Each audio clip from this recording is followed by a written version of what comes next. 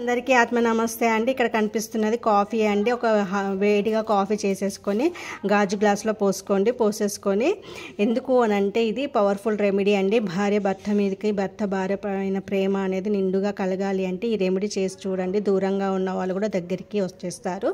ఒక piece of paper తీసుకొని మీ యొక్క పర్సన్ యొక్క పేరు రెడ్ పెన్సిల్తో రాసేసి ఇందులో కాఫీలో వేసేసి క్లాక్ వైజ్ స్పూన్తో కలుపుతూ మీ యొక్క ఇంటెన్షన్ ఇవ్వండి. నాతో చాలా ప్రేమగా ఉంటున్నారు, నేను చెప్పిన ప్రతి మాట వింటున్నారని ఇంటెన్షన్ ఇచ్చేసి తర్వాత దీన్ని ఒక పక్కకు పెట్టేసేయండి. చల్లారాక తీసుకెళ్ళి చెట్టు మొదల్లో పోసేసేయండి.